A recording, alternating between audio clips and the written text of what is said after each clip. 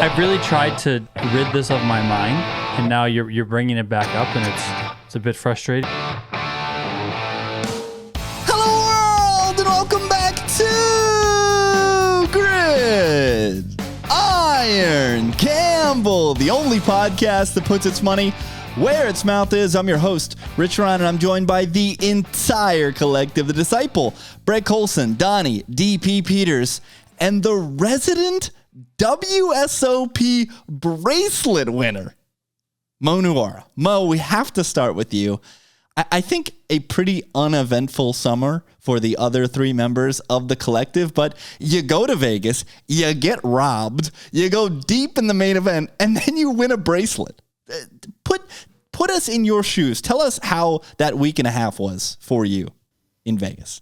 I mean, it was basically me trying to be centered and not like ride all the swings that was happening because, that's pretty much what was happening. Was every other day something crazy would happen. It was either something crazy good or something crazy bad. Like my main event was like me having, a top 50 stack basically like the whole way, and then just absolutely torching it in an hour, and then just thinking I was done playing.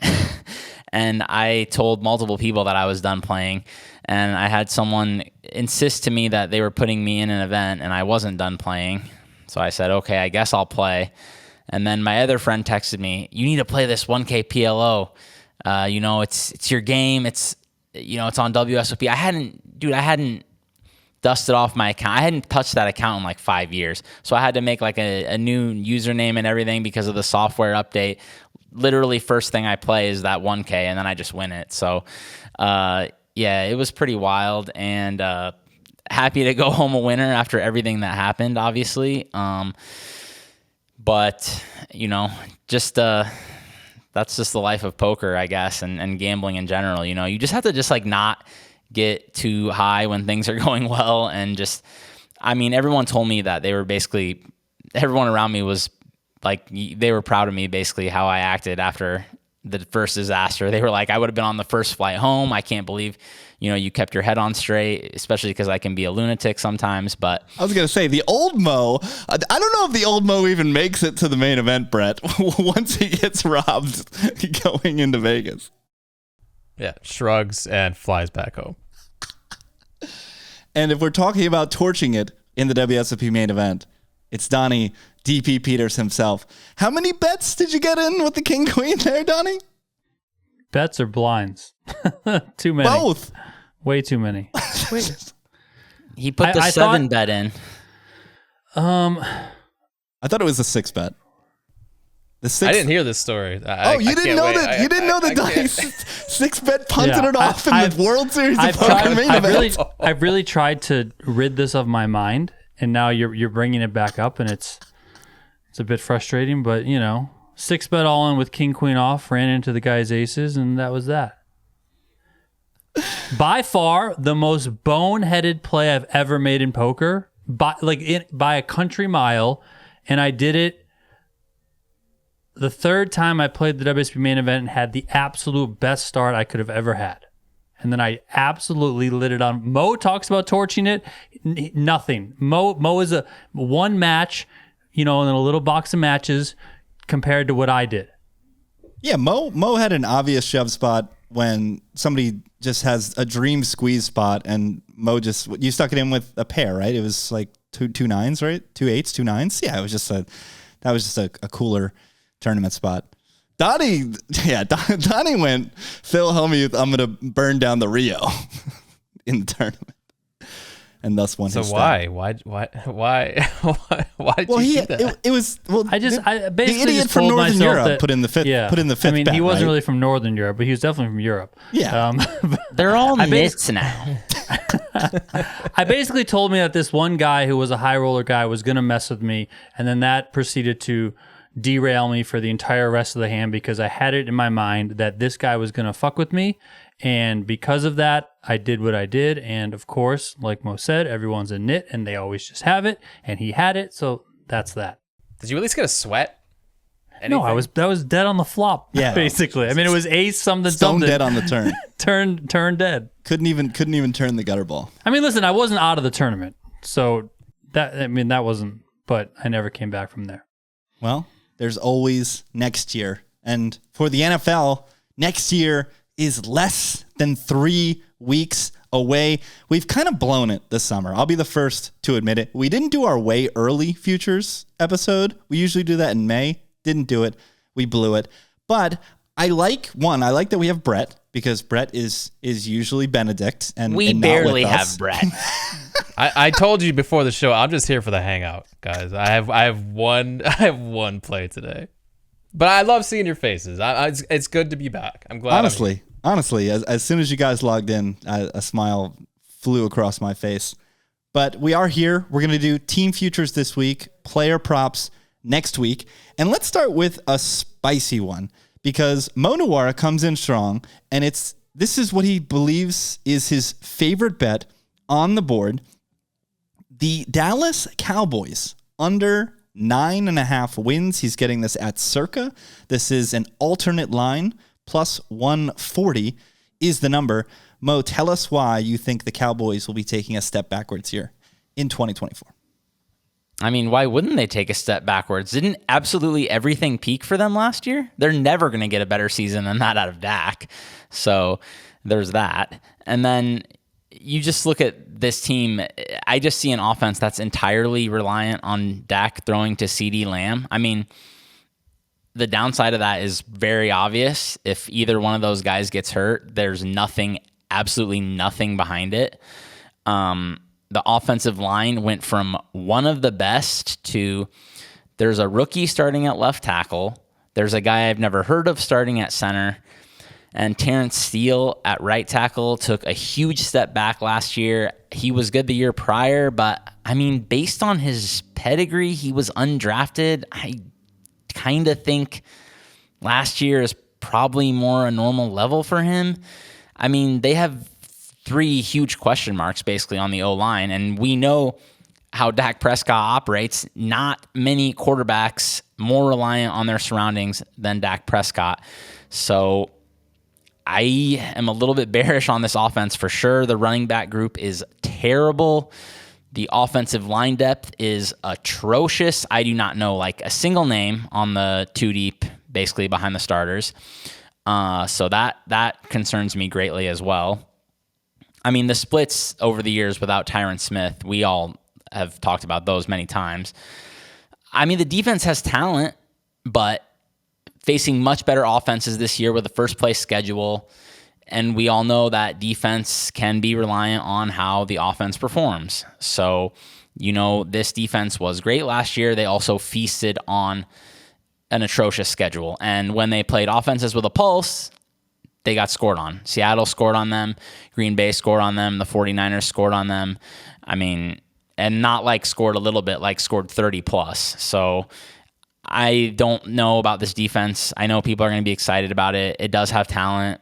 But with a highly questionable coach as well. I mean, what is going on here? Dude, they brought Mike Zimmer back. This guy, when was the last time Mike Zimmer was in the NFL? I checked his wiki to see what the hell he's been. He's been an analyst, it says, for a couple college teams. Like, this guy is he's 68, dude. He's just going to come in and just start coaching another elite defense? I mean, I don't know, man. I think the Cowboys are headed for a fall. I mean, the only thing that gives me an ounce of pause is probably that they should get some free wins against Washington and New York. 4 games against the Giants and Commanders. But what if Jaden Daniels is good? I think, spoiler alert, but I think I've been hearing some good things, and I looked at the prices for offensive rookie, and I don't see how he should be 5x the price of Caleb Williams. I know Caleb was looking good too, but that could be a play for me. I don't know, man. I just think Dallas is way overrated here. Everything went right for them last year, and I think they're going to be a more I'm not thinking the bottom's going to fall out or anything, but a roughly average team, and I'm getting massive plus money here on this under 9.5, and yeah, I just think Dallas they peaked last year. I really think they did. So I think the market has properly moved them back, and I think looking at the most wins market, this is actually one of my clicks, is I think Dallas' best record plus 1,800 is interesting, just based on the teams in front of them. Packers, much tougher division. Dolphins, we know what's going to happen in December when the temperature starts to drop. Bills, tons of question marks. In your backyard, Brett, who is Josh Allen throwing to? My Jets don't have a quarterback. Never going to have a quarterback. I won't believe it until I see it that Aaron Rodgers is actually throwing forward passes for the New York Jets. The Falcons are plus 1,300 to have the most wins in football. That is the softest schedule, but yeah. But that was last year too. That's all people did is say, the Falcons aren't going to play anybody. Derp to derp. How'd that go? All those overs. It went well for us, right? It did, because we all had unders. But this is a Cowboys team. They had 13 Pythagorean wins. I don't know how much has changed, except for Tyron Smith, who's on my beloved Jets. But PFF still has this as a top 10 offensive line. And when it comes to the schedule, they got a bit of schedule luck with regards to the hard opponents out of division. Bengals and Ravens, the Eagles play them on the road, whereas the Cowboys play them at home. The first place schedule does have them at Niners, but their next hardest road game out of division is at Browns week 1. So I'm not seeing this as a tough schedule. And of course, there's a massive delta if there's an injury to happen to the quarterback or one of the best receivers in football. I can't argue against that. Of course, there's a massive gap. But this team is elite at throwing the ball and elite at rushing the passer. And those two qualities we know year to year are sticky and are so important to winning football games. So they're being treated like a middle of the market team when last year, I know it was a soft schedule, but they dominated teams from start to finish. Granted, they did get their doors blown off in the playoffs. They did not dominate teams from start to finish. Come on, they dominated the worst of the worst. 13 Pythag wins. You could only beat the teams on your schedule. When you win 40-0, that pumps those numbers up, though. I mean, I don't know, man. Shouldn't these numbers be capped at some number? Once it's a 20-point win, what's the difference? I mean, aren't they regressing? They have to be capped at some point. I'm not stumping for the Cowboys here, but I just think that this is mispriced based on the teams around them. Any tiebreakers? Anybody want to speak up? Any interest in Dallas or the rest of the NFC East? I think Donnie has an NFC East click. No, he does not. I'm speaking out of turn. Oh, I have another NFC East click. I'll just get to it real quick. It's Giants' fewest wins, plus 1,000. It's on DraftKings and on FanDuel. It correlates with my Cowboys click. Obviously, if the Cowboys are going to have the most wins in football, getting a sweep against the Giants is pretty paramount en route to that. Daniel Jones is horrific. He's backed up by an injured Drew Lock, who is backed up by frickin' Danny DeVito. 4.5 Pythag wins last year. They outperformed that by 1.5, somehow getting to 6 wins. Does that Danny DeVito send you guys? 10th highest EPA on fumbles. And what's really going to hurt the Giants this year is the absence of Saquon Barkley. We joke a lot about running backs not mattering, but for the floor output of a team, having somebody like Saquon on the field for 60 or 70% of the snaps increases the functionality of the offense by a lot. Like if you take Saquon out, it can go from bad to not able to move the ball forward and get first downs. So I do like Tyrone Tracy, the player, but I think replacing Saquon and his production is going to be a lot more troublesome. And while I like for the future guys like Neighbors and Theo Johnson, I'm down for draft the athletic freaks and hope that they develop. I don't know if that's going to be year one production for the G-Men. So give me 1,000. Can we mark this? What are we marking? Well, September 26th and November 28th, when the Cowboys play the Giants, we're going to be on the Giants, and you're going to be over here with your Cowboys love, trying to tell us how they're going to blow the doors off the Giants. The Giants are going to be getting 17 points or something. We're going to get 2 touchdowns. So there's a large middle for me to hit and be happy within that. All right, where should we go next? Let's go to DP, who we got to get a sounder involved. I'm getting the dust off my machine over here, and I can't believe it. Despite the guy showing us that he always fails when it matters. Donnie thinks that Tua Tagovailoa, Mike McDonald, and the Miami Dolphins are going to win the AFC East plus 240. Talk about it, DP. I view this as just kind of a price play on the fact that, first of all, there's only 3 teams in this division that I think can win the division.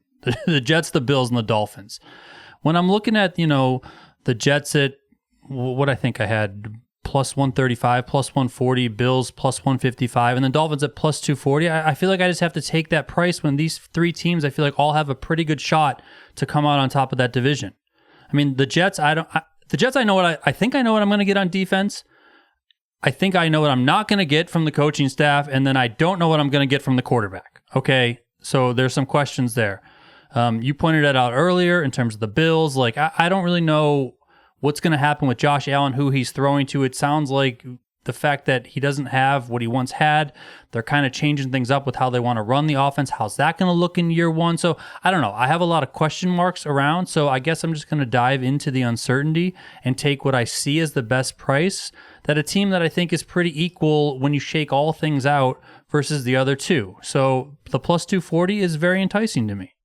So I think if you are interested in either the Dolphins or the Bills to win the AFC East, I think it might behoove you to wait a couple of weeks, because the Jets have the softest schedule in the world to start. And if there is some way that they can go into San Francisco week 1 and get a dub, they've got the Titans, the Patriots, the Broncos, a bunch of young, bad quarterbacks who could get absolutely eaten up by this defense. And that might be the time to pounce and try to grab the Bills or the Dolphins to win the division when the Jets have gotten the soft part of their schedule out of the way. So I definitely don't hate the Dolphins. I love Mike McDonald. I think he's going to do it. The fact that he can just make Tua the number 1 quarterback in EPA is astonishing. So I don't hate this, but I think it might be best to just wait and grab a better price later. Brett, I saw you do some nodding over there. Yeah, well, the Bills especially. I think that the best the Bills start is 3-3. Like, the start of their schedule is a nightmare. Like, they open with the Cardinals at home, that's a win. But then at Dolphins, Jaguars at home, at Ravens, at Texans, at Jets. That's 3-3 at best. So like you, and then it gets softer from there, obviously. So yeah, and we saw what they did last year in the second half of the season. They just flew right by everybody. I think there's going to be opportunity there if you like this team to just wait until like week 6, week 7 to get a division bet in. Plus, I want to say this Dolphins defense, they could start out a little bit bad and get better as the year goes on. Like, multiple pass rushers coming back from major injuries and adjusting to a new system. I think their best football will be in the second half of the season, probably too. So that makes sense from that standpoint as well. And then, yeah, just to pile on with the Bills there, you've got a brand new receiver group, guys that are getting to know Josh Allen. This thing might take time. So Allen won't take a snap in the preseason either. Like, they've had no time at all together. So, yeah. Well, one team Mo is not waiting on to hate on in the AFC East is the New England Patriots. Under 4.5 plus 120. He's getting this at circa. Yeah, I'm surprised this is plus. I feel like the under 4 should be the minus side here. It's so hard to only win 3 games. Is it when you have football? what the Patriots have, though? I don't know, man. This team looks dreadful to me. This reminds me of a couple years ago when I was looking at these baseball totals and the A's were like 56.5 or something. And I was like, man, that's really low. And then I was like looking back through history and I was like, wait, every year somebody basically wins 55 games. Like it always happens. And that's basically the same in the NFL, right? Like someone is going to win 4 games. And I cannot see a better candidate than the Patriots. I mean, this team, they probably won't win 1 game in the division. It's a really tough, obviously, schedule in the division. Obviously, Donnie just talked about how solid all the other teams are. The offense is the most disgusting mix of bad and young, which is like the 2 worst things you can have. Not only bad, but young. I don't know how they're going to do anything. And they're playing for a coordinator who got ran out of Cleveland. So I don't know how we can trust him. I know Brissett was playing good in Washington, but he actually had people to throw to there. I mean, like, they at least had like Terry McLaurin and some good. There's nothing in New England. They have a bad O-line. Stop besmirching Pop Douglas on my podcast, please. Is he even starting? Javon Baker, something Javon? I don't know. He's my dynasty asset. I need him to be good. Aren't they going to roll out the olds first? Like, isn't this going to be KJ Osborne and Pop Douglas in 2 wide receiver sets, and then eventually it'll be Polk and Baker? That's even worse, isn't it? I mean, the defense could be good, but like... Well, that's the thing. That's the problem with this bet, right? Is this team was 8th in defense EPA last year. The Judon trade is the big question mark. What does this defensive line look like without Judon? But if you have a good defense, that is good for your floor, Mo. What does this defense look like without Belichick, though? I mean, what difference was Belichick making? Probably a big one, right? Like, I know Donnie's been hating for the last couple years. Don't ask Donnie. And that's fair to hate on what has happened to the New England offense, but I mean, Belichick was still putting together a more than respectable defense, and but it's not just Judon. You got Christian Barmore's got blood clots. Is he ever going to play football again? Let alone get back out there. Everything out of camp says Christian Gonzalez has not been good. For as good as he looked the season before, everything that they're saying is that he looks like he's going to be taking some steps back. So couple that with the fact that the coaching staff is new, and not only is the coaching staff new to the Patriots, the coaching staff is new in general. Gerard Mayo is a brand new coach. I mean, I don't understand what's happening. We just watched the Jets with an elite defense and a horrible offense. They had like a 5 or 6 win Pythag. And this team is worse in every facet than the Jets. I mean, I just don't know how this team wins 5+ games. So I'm going to take the plus money on under 4. This is one where I unfortunately, like, I like to shop for the alts, but I mean, there's not much room for downside here when the number's already 4.5. I don't know. I think every single receiver on the Patriots would have been WR2 on the Jets last year. That's how bad the Jets offense was. Like, even something Baker would have been, because Lazard was just a complete zero. He was just not playing even football in the league anymore. Dude, he's still on the roster. Yeah, I honestly think that Lazard just punted on the season as soon as Rodgers got hurt last year. He's like, there's no reason for me to go out here and try and get injured. All right, let's get to it. Let's get to the NFC South, because we have a lot of opinions here, and 2 of them are conflicting. Because Brett Colson called a shot last year, said that the Houston Texans would win the AFC South, nailed it before anybody else, before the CJ Stroud train had left the station. And this year, Brett Colson pointing to the outfield like he's Babe Ruth and saying that the New Orleans Saints are going to win the South at plus 550. That's not what I said last year. I didn't say the Texans were going to win. He guaranteed it. He put his mortgage on it. Not what I'm saying. But last year was about the price. We got the Texans at plus 950 or 1,000. Great price. And that's what I like here with the Saints, too. This is the only bet I have in my account. This is the only thing I'm coming to this show with today. Saints plus 550, still at FanDuel. A beauty of a price. Whether you like the Saints or you hate them this year, this is by far best in market, and that's what I'm buying here.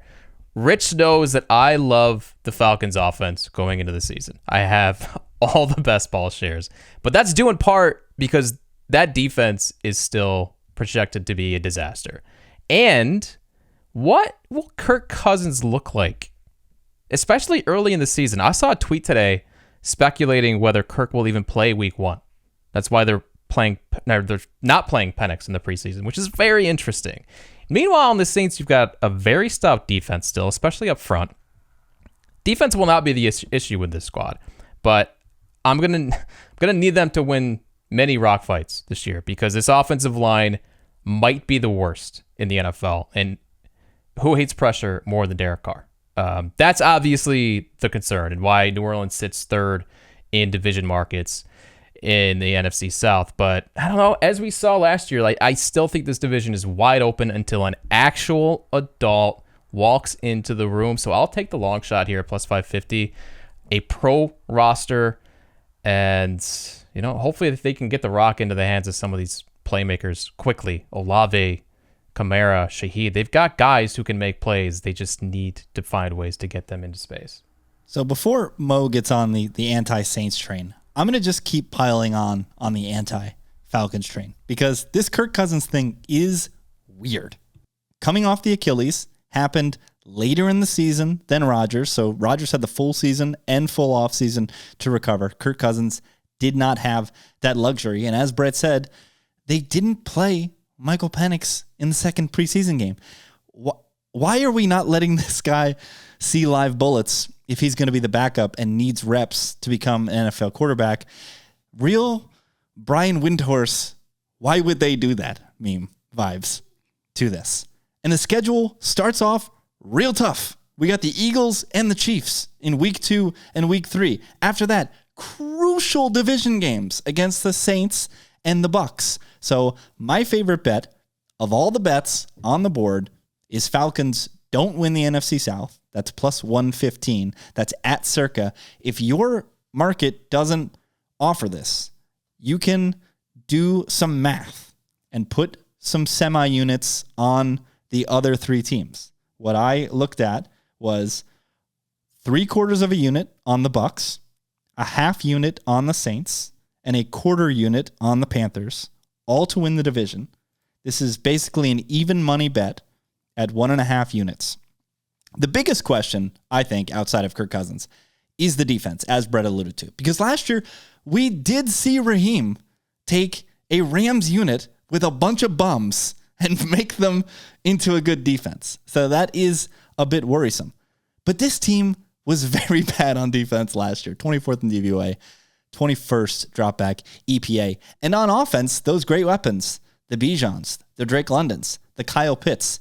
This was the second healthiest offense in DVOA history dating back to 2001. So if the injury luck turns for the Falcons, that could lead to some negative results. And then finally, can the Carolina Panthers show some signs of life? Dave Canales is sharp.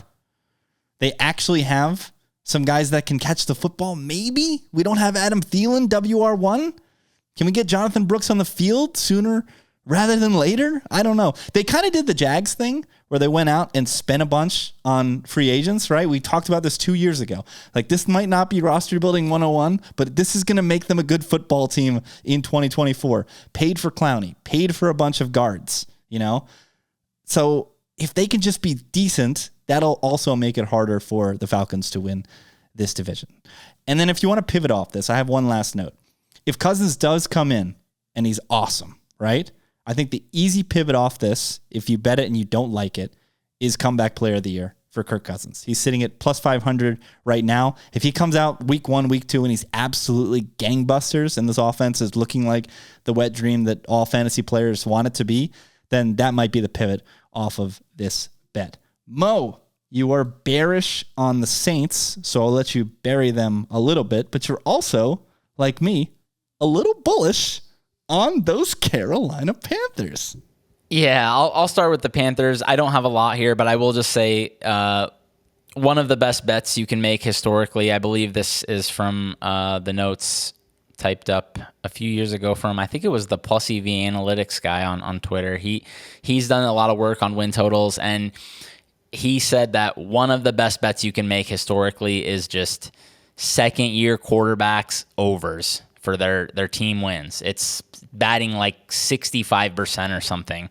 So I know Bryce Young looked terrible. Not too many people were lower than me on Bryce Young, okay? But he's probably going to be a lot better. I mean, a more stable situation, a coach who is presumably has a ticking brain, and you said exactly what I thought. I thought of the Jags after Trevor Lawrence's rookie. They just went out and signed a bunch of veterans. They spent a pile of money. I don't know if it was efficient money, but They got solid NFL players, and the defense actually has a lot of solid players too, but I think that every year, and then they get wrecked. So I don't know, but I still think there's talent on this defense. I think there's enough players here. This shouldn't be a 5-win team. It really shouldn't be. If Bryce Young does anything positive, I mean, they have enough talent to be a middle of the pack-ish team. So yeah, I'm gonna take over 5.5 and just swallow hard, I think, and hope for the best. But as far as the Saints go, I'm not really going to argue with Brett very much. I know what people see in this Saints team, and I think that it's reasonable to see that. I just will argue for the left tail, I guess. Like, would I be surprised if the Saints won 8 or 9 games and everyone else took a dump and they won the division? No, not really. But man, I think the downside is very, very stark and very, very real with this team. I mean, we know defense isn't sticky, and not only is this a team counting on their defense, they're counting on an old defense. The spine of the defense is quite old. You have Tyrann Mathieu. He is in his almost mid-30s. You have Cameron Jordan, an ageless destroyer of tackles, but how much longer can that go on? You have Demario Davis. He is in his mid-30s, I think. This is a very old defense. I mean, Marshawn Lattimore is not old, but has had a lot of injuries. I don't know if he is an elite performer anymore. I just see a lot of downside with this team, and a head coach that I think everyone here would agree isn't good. Has been one of the worst against the spread in his career, for what that's worth, which I think shows you that he's underperforming quite a bit. An offensive line, like Brett said, that's bad in front of a quarterback who is poor at dealing with pressure. A really, really thin group of receivers. I mean, Olave's good. Shaheed is solid. After that, there's basically nothing. I just think we could see they have a tough early schedule too. This could be just coach fired 5 weeks in when they're 1-4, and then everything falls apart. I just can just see that happening here. So I think under 5.5 wins plus 350 is pretty interesting here. I'll probably have a little bit of that. I don't hate the Saints. I just think the Cards could collapse here very easily. Yeah, they're just wholly uninspiring. But like you said, we can't not believe that there's a world where they could win this division as well, just because of how poor these other teams are. Like, when we're steaming the Falcons to be the 3rd largest favorite to win a division in pro football, like, what are we doing here? Close your ears. I guess we'll get to them right now, Mo. But this is the Jags last year all over again, where everyone was just set it and forget it, including yourself, that the Jacksonville Jaguars were going to win. I came off that. I didn't put $1 on the Jags. Well, you're putting dollars on the Jags this year because you like them over their win total of 8.5, and you're also willing to go over 9.5 plus 195 at Circa. Jags are the post-hype sleeper team for me this year. I think this very similar team, kind of what you said about the Cowboys. This is a very similar team to the team that was 25-1 to win the Super Bowl last year. I mean, and now they're just 50-1. And if you made me bet an MVP, which I would not do, I'm not probably going to have a single bet. Out of these awards markets, man. Yeah, I know the props is next week, but I took a peek at them. It's just depressing. Yeah, I'm not excited to bet anything really, I don't think. But if you made me bet an MVP, I think I would just take Trevor Lawrence 30-1. I mean, this is still a former number 1 overall pick. We know he has talent. We know that he is playing for a coach who can produce a top quality offense. I thought that Doug Peterson and Trevor Lawrence both had rough seasons, obviously, last year. But man, this line is disrespectful to them. 8.5 wins in just an okay division. And I just smell a big bounce back here, man. This is somewhat of a field play. I just don't think, I feel like opposite of the Cowboys, everything went wrong for the Jags last year. Trevor Lawrence was playing hurt. They had many close plays that could have swung games go against them. People walking out of the back of the end zone instead of catching darts from Trevor Lawrence. And speaking of those players, they are no longer on the team. Calvin Ridley sucked last year. Like, people are not talking about it. Calvin Ridley sucked last year. I thought that was one of the worst contracts given out in the offseason, was what the Titans paid him. I know they want to put a decent structure around Will Levis so they can see if he's any good. But man, Calvin Ridley was not good last year. The drops, the whole receiving core, Zay Jones was hurt the whole season, so Trevor did not have as much to work with as he was supposed to. And then what infuriated me the most watching the Jags last year, same thing that infuriated me watching the Bucs. Guys, your offensive line can't block for the running back. Stop plunging for 3 yards or 2 yards on first down when your O-line stinks. I get that you want to run the ball, but you just have to lean into what the roster has. I think this is one of the easiest fixes. Stop giving the ball to Tank Bigsby. He might have been the worst player I watched the entire season last year. Just put the ball in Trevor Lawrence's hands and let him cook, okay? So if they do that, which, there's going to be some pressure this year to actually perform, I can't imagine they're not going to let Trevor cook, then I think that the Jags can surprise some people. They can bounce back. I'm not going to sit here and tell you the Browns, Raiders, and Eagles is a picnic of crossover games, other than the Raiders, obviously, but it's still better than what Houston is going to be dealing with. So I do think the Jags could challenge them for the division. They are around plus 300 there, but I'm looking at these alt win totals and the regular win total. The secondary, it's a little bit of a motley crew. I don't like it very much, but man, they're going to have a good pass rush. So it's possible the pass rush can cover for them, and this could still be a decent defense. So I think post-hype Jags is a thing this year. Pivoting from Calvin Ridley to BTJ is inspired roster building. Like, you could have just easily re-signed the guy and ran it back, but you made the right decision. You pulled the cord. And the stat that everyone has seen floating around this summer, nobody lost more EPA to drops than Trevor Lawrence. A much-needed injection of hopefully some skill into that receiver core. DP has a correlating take, and that is under 6.5 wins for the Tennessee Titans, who went full on, what's it called? Oh my God, my mind just exploded when you, oh my goodness, when a family member hires a family member. Wow. Words nepotism? Escaping. Full nepotism, hiring Brian Callahan as their head coach. Yeah, listen, I don't fully understand the head coach change. Not that Vrabel was the greatest thing in the world, but I don't know. I felt like head coach material. He was the adult in the room, the CEO. Well, hold on. Let's just remind, it wasn't all because he was a bad coach. He got in a power struggle with the front office. Yeah. No, of course. I get it. It was more of a, probably a disagreement between philosophies or something, and he got the can. I get it. That's how things work in the real world. But that said, I feel like, the Titans have a tough schedule. At least it's ranked as a tough schedule. And I feel like without Mike Vrabel, I don't know what to expect from Callahan. You got a lot of what we called Vrabel magic. Just these random wins that he would get his guys to somehow pull out. So are we going to get that? I don't know. Maybe Callahan's a good coach. Who knows? But I know what I got from Vrabel. And we're not going to have that. So I throw that into the mix here. And ultimately, I think Will Levis sucks. I'm sorry, Will Levis. Hopefully I don't see you over at the studio. I'm in one of these celebrity events. But, he's just not that good. And you have a bad offensive line. You have a new coach. So, it's going to be a new system. So what am I supposed to expect from these guys? Really. I think they're going to take a pretty big step back.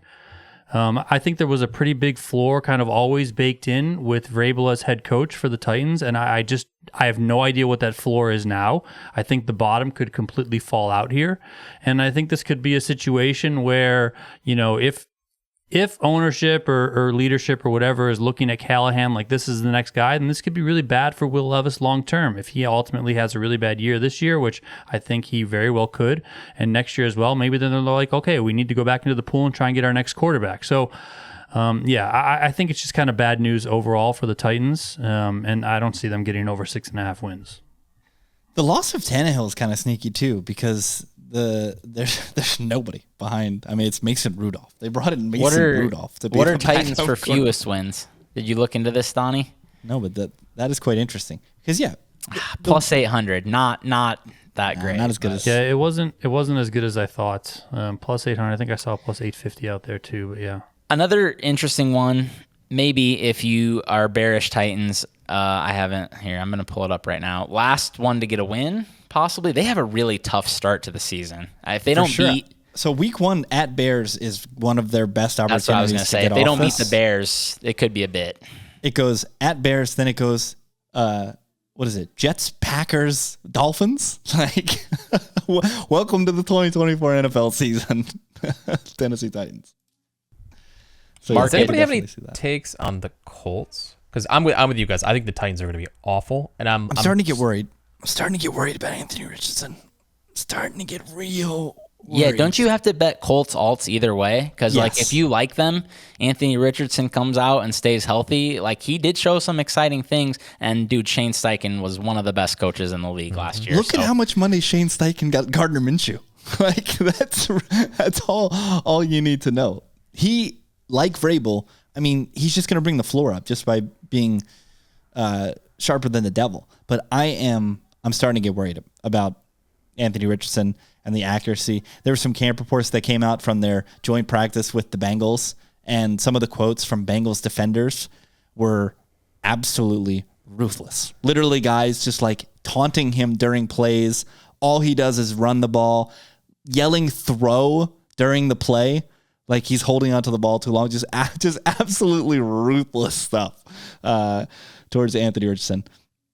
So I'm worried. I mean, the athleticism's off the charts. The dude flew off the screen in the 2 games that he played last year. But can he stay healthy, and can he complete some passes? I don't know. I do believe in Steichen, though. So I agree with Mo that I think if you have a take on the Colts, you probably should be going alts in either direction. Let's go to the NFC North, where Mo is buying, once again, I don't know about once again, but a team we loved last year. A team we thought was going to march into the Bay Area and win the NFC Championship game, and nearly did. The Detroit Lions to win the division, plus 135 on DK. Yeah, you guys need to tell me if I'm just being a fish and buying high here. Am I buying high? I feel like everyone is on the Packers. Like, how are the Lions not minus to win this division? Shouldn't they at least be like even money here? I mean, their roster is so much better than Green Bay's. They basically have a better player at like every position almost, aside from quarterback, compared to Green Bay. So I feel like the prices being close here is probably wrong. I mean, this Green Bay hype, I like Jordan Love, but I just feel like it's getting out of control. He's like 5th in the MVP markets. I mean, I think I'm not going to be a Green Bay fan this year. I'm probably going to be betting against them a bunch, but right here, I just see a roster that is incredibly good, the talent is very well spread out across the roster, so they are not that vulnerable to like an injury compared to some of these other teams. The market has consistently underestimated Dan Campbell. Basically, from jump, they went over their win total, I think, the last 2 years pretty easily, I believe. They don't have to go to Green Bay in December or January. I think that is a big plus for them schedule wise. And then I just think, dude, this guy, Brad Holmes, I think he's sharp. I mean, every move they're making, I think is solid. I know that people quibbled with some of the draft selections, which I can understand, but then you just look at like how bad their secondary was last year. That was basically the only massive weakness on the team. And they just took multiple steps. They threw 1 million darts at it this year. I mean, they bring in Carlton Davis. I mean, yeah, he's not going to light the world on fire, but he's a solid veteran. And Brian Branch is probably the one good player they had. And then I just think aside from that, they've probably thrown enough darts at it that they're going to wind up with a couple decent players, drafted multiple rookies with premium picks, brought in other veterans. They're probably going to wind up with an okay secondary, and that's really all they need, man. This this front is very, very ferocious. They are going to be putting the fear into some quarterbacks, and they were great against the run last year, I think. So this just looks like a great team from top to bottom, man, and I think they're going to win this division. The biggest concern with me for Love is he showed me shades of a little bit of Russell Wilson last year. Honestly, shades of Brett Favre, in that when it's good, it's real good. It's highlight Romeo Doubs 80-yard touchdowns against Dallas in the playoffs good. But when it's bad, when he's off platform trying to be a hero, throwing the ball directly into the gullet of players when he's got a lead and should be protecting at home in a playoff game, it's really, really, or on the road, against the Niners, it's really, really bad. So I think the range of outcomes is pretty wide for the Packers. Obviously a great built-in floor because the roster is so good and the head coach is so good. So I don't think wide in terms of they have a really long left tail, but it wouldn't surprise me if the Packers came out and won like 13 games this year and just absolutely trounced the competition. But there is a lot of turnovers built into Jordan Love there, where being closer to 500, being like a 10-win team wouldn't shock me either. And Detroit is just, like you said, solid across the board. This offensive line is just so damn strong. We know that in order for Goff to eat, he needs to be protected. I don't see, outside of injury, a path where the Lions struggle to protect him. And then they've got enough weaponry, especially if J-Mo takes a step forward this year. And there's been nothing but glowing reports about J-Mo since the spring.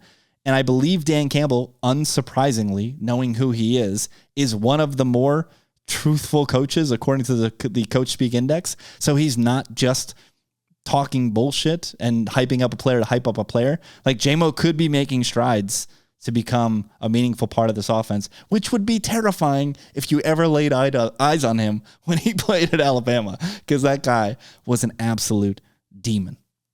Brett, you seem like you're doing a lot of thinking over there. I'm looking.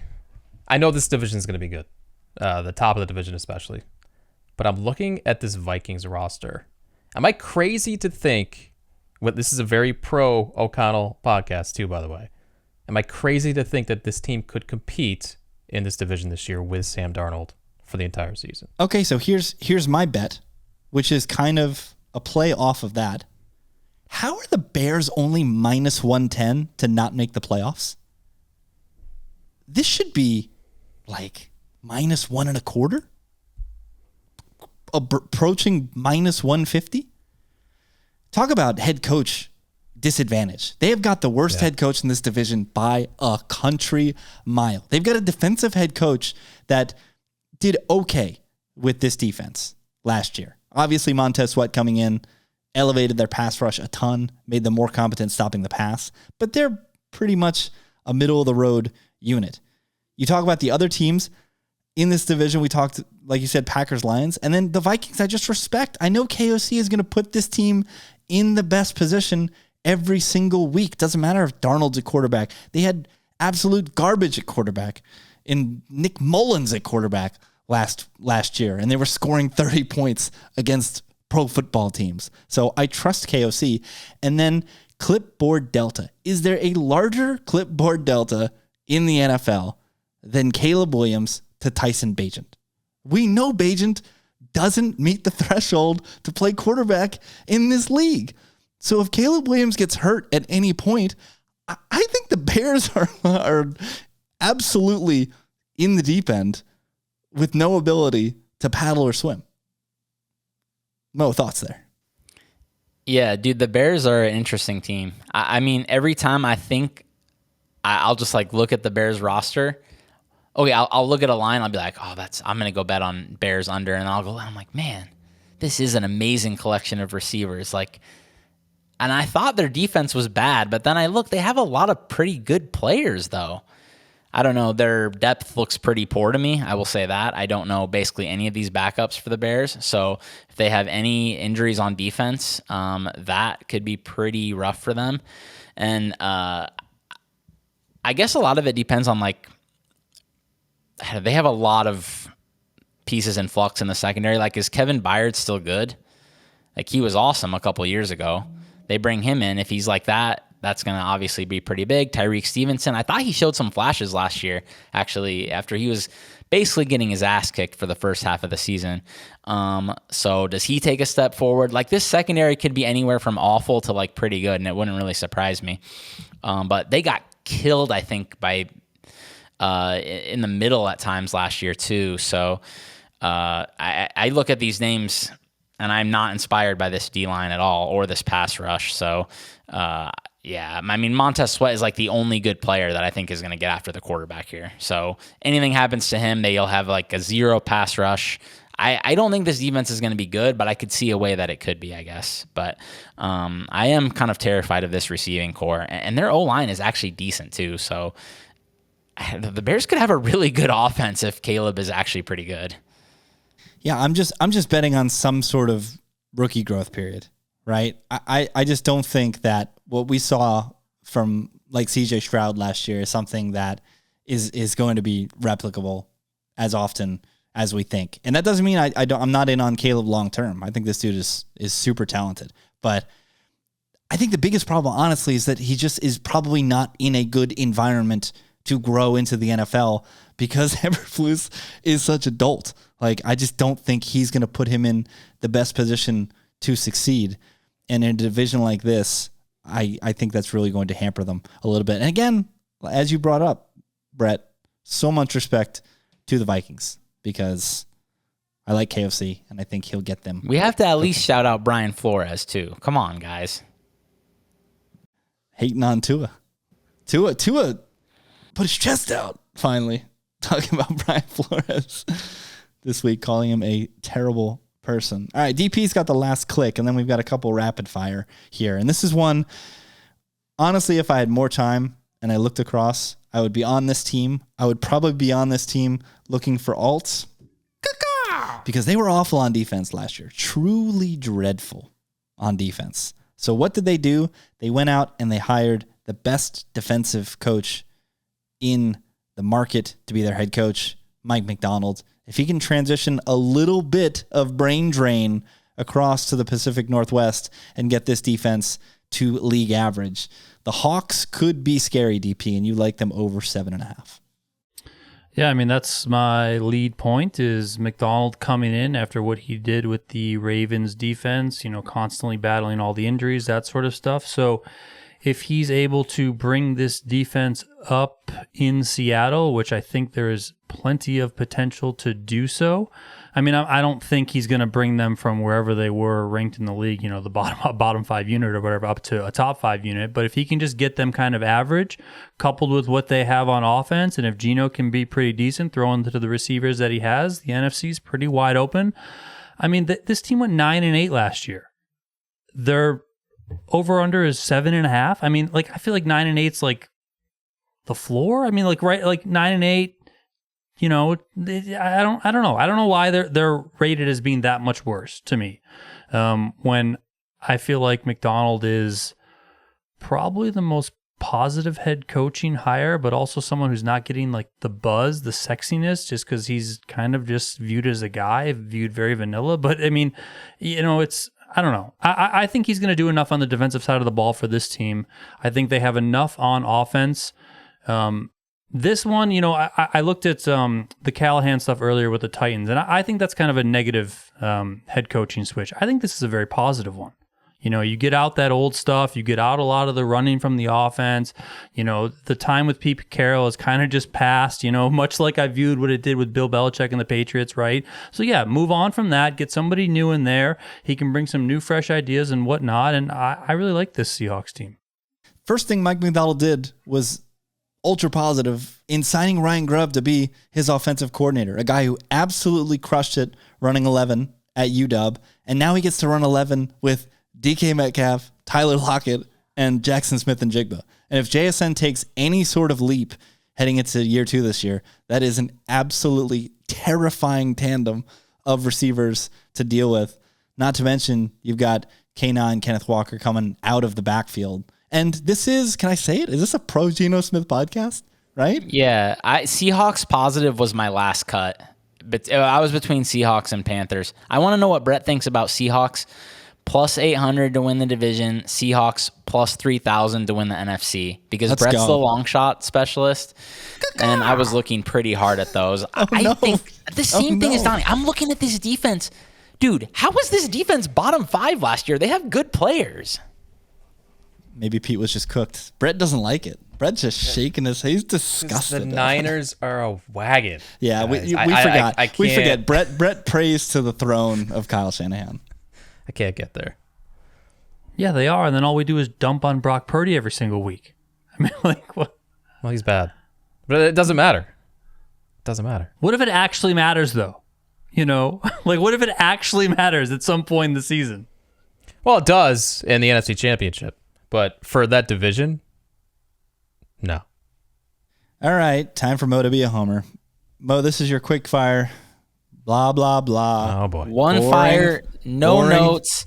Boring The Chiefs football. are minus 230 to win the AFC Blah, West. blah, Is that blah. one missing a 0? Someone explain this to me. The Patriots used to be minus 1,000. Why aren't the Chiefs minus 1,000? Isn't this free money? Let me ask you guys something. I'm going to ask you guys one question, and this is going to answer my question if this is free money or not. Could Andy Reid win the AFC West if Patrick Mahomes tore his ACL first play and he had Carson Wentz as his quarterback? Definitely non-zero.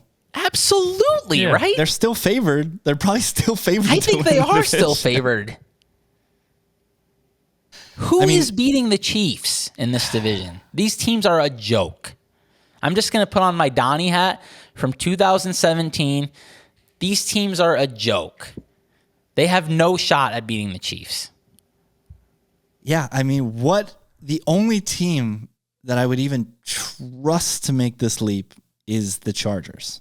And that's because of the head coach quarterback combo.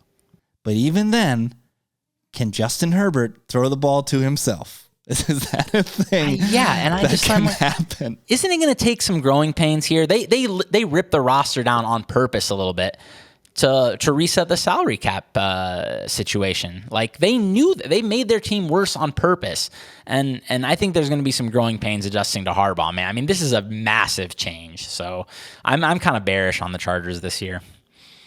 Fading the rest of the AFC West is amongst Donnie's spray and pray at the end here. The Las Vegas Raiders, your hometown Vegas Raiders, DP. Worst record, plus 1,200. I actually found plus 1,400 on DraftKings. So Boom.